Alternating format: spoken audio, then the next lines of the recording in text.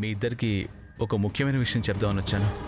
మా ఇంటి వైపు చూడొద్దు, ఆదితితో మాట్లాడొద్దు, దుర్గమ్మను చూసి చేతులు మూతులు తిప్పొద్దనే విషయమేనా మామయ్య?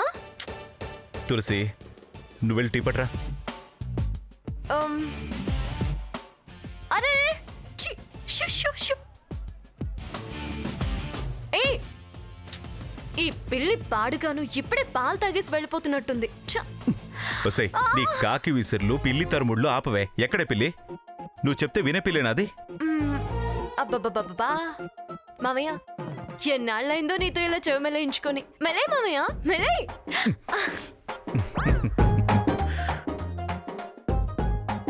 మ్యాటర్ బాగా సీరియస్, కాస్త శ్రద్ధగా వినండి. ఏంటి బావా? మా భువనేశ్వర్ వదిన తెలుసు కదా? అయ్యో, అక్కయ్య నాకు తెలియపోవడం ఏంటి? నాకు తనంటే ప్రత్యేకమైన అభిమానం, ప్రేమ, గౌరవం. అందరినీ చాలా ప్రేమగా చూస్తుంది, అందరితో ఆప్యాయంగా ఉంటుంది. తను రేపు యుఎస్ నుండి వస్తుంది. ఓ అలాగా. ట్రాజడీ ఏంటంటే తను క్యాన్సర్ పేషెంట్. పాపం 3rd స్టేజ్లో ఉంది. అయ్యో పాపం. ఎందుకో మనందరితో కలిసి ఇక్కడ ఒక 4 రోజులు ఉందామని వస్తుంది. పాపం, మనమంటే అంతే. అమెరికాలో ఉంటున్న మన అనేవాళ్ళు ఎవరు ఉండరు కదా మామయ్య. తనున్న 4 రోజులు మనమంతా కలిసి ఉండాలని మిమ్మల్ని అడగడానికి వచ్చాను. అలాగే బావా, కలిసి ఉందాం.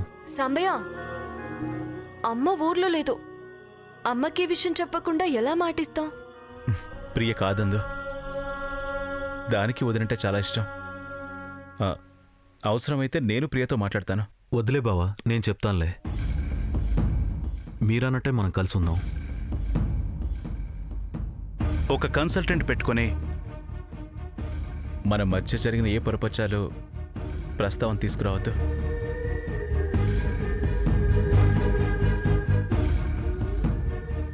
మనం ఇలా వేరుగా ఉంటున్న విషయం కూడా తనకు చెప్పొద్దు.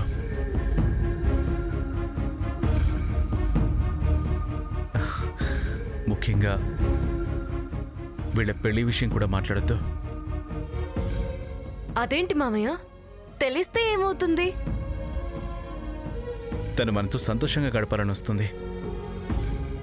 మన మధ్యలో ఈ గొడవలు ఉన్నాయని తెలిస్తే బాధపడుతుంది. తనకి నేనన్నా ప్రియ అన్నా చాలా ఇష్టం. ఎప్పుడు మీరు ఇలాగ కలిసిమెలిసి ఉండాలరా అంటుండేది. అందుకే చెప్తున్నాను.